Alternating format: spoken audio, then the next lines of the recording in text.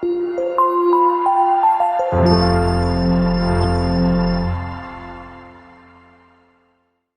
باللہ من الشیطان الرجیم، بسم اللہ الرحمن الرحیم، الحمدللہ رب العالمین، والصلاة والسلام علی اشرف الانبیاء والمرسلین وآلہ الطیبین الطاہرین المعصومین، اما بعد، فقال رسول اللہ صلی اللہ علیہ وآلہ وسلم: الحسین منی وانا من الحسین۔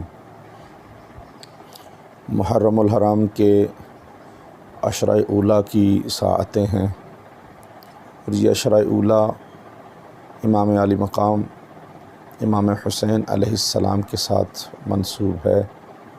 تمام مسلمان عالم اس عشرہ میں امام حسین علیہ السلام کی قربانی کی یاد میں، ان کی شہادت کے سوگ میں، ان کے بچوں کی شہادتوں کے غم میں، اور ان کے گھر کے اجڑنے کے دکھ میں یہ دن گزار رہے ہیں۔ یقیناً مظلوم کوئی بھی ہو، اس کے ساتھ ہمدردی ہونا چاہیے۔ کائنات کے سب سے بڑے مظلوم حضرت امام حسین علیہ السلام ہیں۔ مظلوم کسی بھی وجہ سے کوئی ہو جائے وہ قابل رحم ہے، مگر جو اللہ کی توحید، نبوت، رسالت اور دین کو بچانے کے لیے مظلوم ہو جائے، جو ہماری غیرت، ہماری عزت و حمیت کو بچانے کے لیے مظلوم ہو جائے، یقیناً حق بنتا ہے کہ ہم ان کو خراج تحسین پیش کریں، ان کے دکھ پہ غمناک ہوں، ان کے درد کو اپنا درد سمجھیں، ان کے دکھ پہ اپنے آنسو بہائیں۔ امام علی مقام امام حسین علیہ السلام نے اتنا بڑا کام کیا کہ اگر امام علی مقام کا یہ کام نہ ہوتا، یہ قربانی نہ ہوتی، تو یقیناً آج یہ نمازیں نہ ہوتیں، اذانیں نہ ہوتیں، آج یہ دین نہ ہوتا، آج ہم مسلمان نہ ہوتے۔ تو ہمارے کروڑوں سلام ہیں فرزند رسول، نواسۂ رسول حضرت امام حسین علیہ السلام کی بارگاہ مقدس میں۔ یہ امام علی مقام کا کام اتنا بڑا تھا کہ جس کے پیش نظر ہی رسول اللہ صلی اللہ علیہ وآلہ وسلم سرکار دو عالم نے اپنی حیات طیبہ میں کوئی موقع ایسا نہیں جانے دیا جب امام حسین علیہ السلام کا ایک منفرد انداز میں، ایک بالکل ہی ممتاز طریقہ کار سے تعارف نہیں کروایا، کہ تمام صحابہ کرام اس کو دیکھ کر پہچان رہے تھے کہ حسین علیہ السلام کو اسلام میں رسول اللہ صلی اللہ علیہ وآلہ وسلم کی حیات طیبہ میں ایک الگ ہی مقام حاصل ہے۔ کہ عجیب جملہ کہہ دیا کہ الحسین منی وانا من الحسین۔ میں نے پہلے بھی آپ کی خدمت میں یہ گزارشات کی کہ امام حسین کتنی بڑی شخصیت ہیں کہ رسول اللہ اگر سجدے میں نماز پڑھ رہے ہوں، امام حسین پشت نبوت پہ سوار ہو کے بیٹھ جائیں، تو یہ ایک بچہ اپنے نانے کے ساتھ کھیل نہیں رہا۔ اگر آج بھی ہم نماز پڑھ رہے ہوں اور ہمارا بچہ ہماری پشت پہ بیٹھ جائے، تو ہمیں یہ حکم نہیں ہے کہ ہم نماز کو طول دیں، اتنا لمبا کر دیں کہ 70 تسبیحات پڑھنا شروع کر دیں اور بچہ ہماری پشت پہ بیٹھ کے کھیلتا رہے۔ نہیں، رسول اللہ صلی اللہ علیہ وآلہ وسلم کا بھی اگر امام حسین کے ساتھ رشتہ یہی ہوتا تو یقیناً امام حسین کی کوئی اہمیت نہ ہوتی، امام حسین کو اتار کے نیچے رکھا جاتا، اور نماز کو، جو خدا کی نماز ہے، جو اللہ کی عبادت ہے، اس کو صحیح انداز میں انجام دیا جاتا۔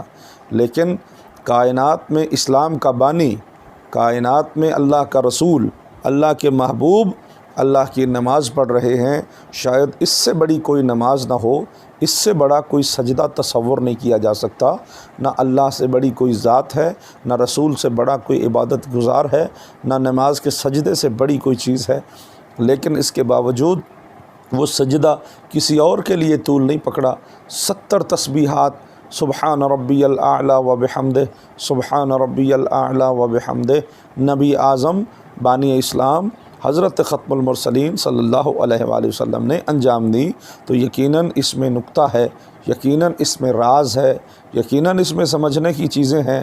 اگر رسول اللہ جمعہ کے خطبہ کو چھوڑ رہے ہیں، حسین کو اٹھا کے دنیا کو دکھا رہے ہیں، مجمع صحابہ کا ہے، مسجد نبی ہے، منبر سلونی ہے، اور امام حسین علیہ الصلاۃ والسلام کو اٹھا کر اللہ کے رسول اگر خطبہ دوبارہ سے شروع کر رہے ہیں، تو یہ کوئی اتنی سادہ بات نہیں ہے کہ جس سے ہم گزر جائیں اور ہم سوچنے پہ مجبور نہ ہوں۔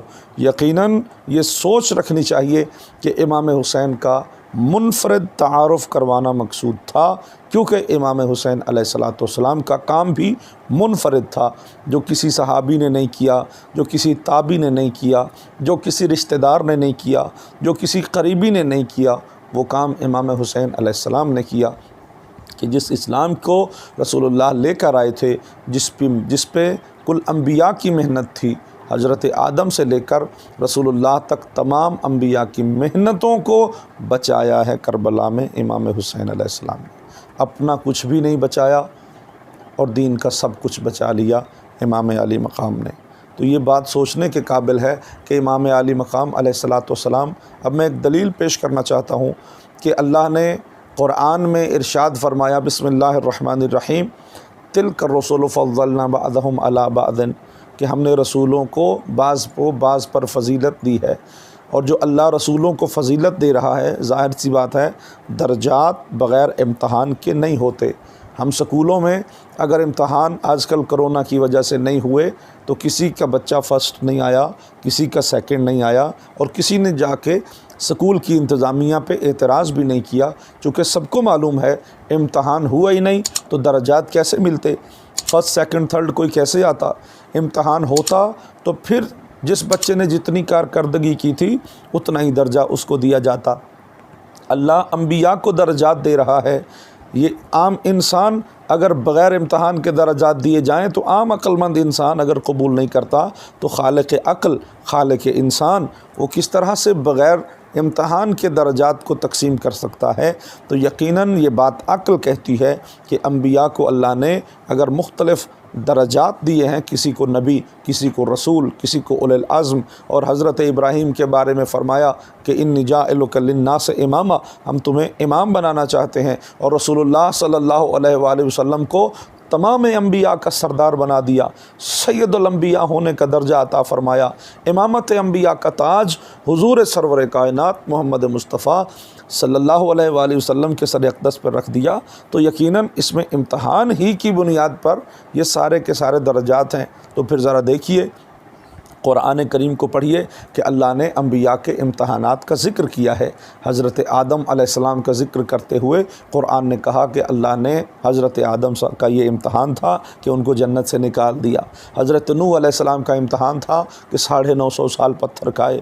حضرت ابراہیم علیہ السلام کا امتحان تھا کہ بوڑھے باپ کو جوان بیٹے کے گلے پہ چھری کو چلانا پڑا۔ حضرت موسیٰ علیہ السلام کا امتحان تھا کہ جلا وطن ہونا پڑا۔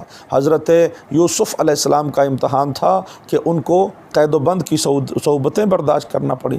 ان کے والد ماجد حضرت یعقوب علیہ السلام کا امتحان تھا کہ بچے کے اپنے بیٹے کے فراق میں رو رو کر آنکھیں سفید کرنا پڑی۔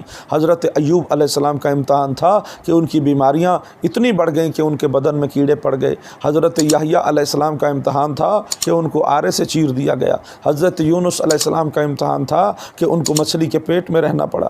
تو تمام انبیاء کے امتحانات اللہ نے قرآن میں ذکر کیے۔ ظاہر ہے جتنا بڑا امتحان تھا، عقل مانتی ہے کہ اللہ نے اتنا بڑا درجہ عطا کر دیا ہوگا۔ تو اب تمام انبیاء کے امتحانات ہمارے سامنے واضح بھی نہیں ہیں، لیکن عقلی طور پر یہ بات تسلیم کی جا سکتی ہے کہ جتنا بڑا درجہ ہے اتنا بڑا امتحان ہے ہر نبی کا۔ لیکن اب امت مسلمہ سے میرا یہ سوال ہے کہ سردار الانبیاء حضور سرور کائنات ہیں، تو یقیناً سب سے بڑا امتحان بھی حضور صلی اللہ علیہ وآلہ وسلم کا ہونا چاہیے۔ لیکن آپ سیرت النبی کی تمام کتابیں پڑھ ڈالیے، آپ کو کوئی امتحان اس طرح کا، کیا حضرت رسول اللہ کو، میں سوال کر رہا ہوں، کیا حضرت رسول اللہ کو جنت سے نکالا گیا؟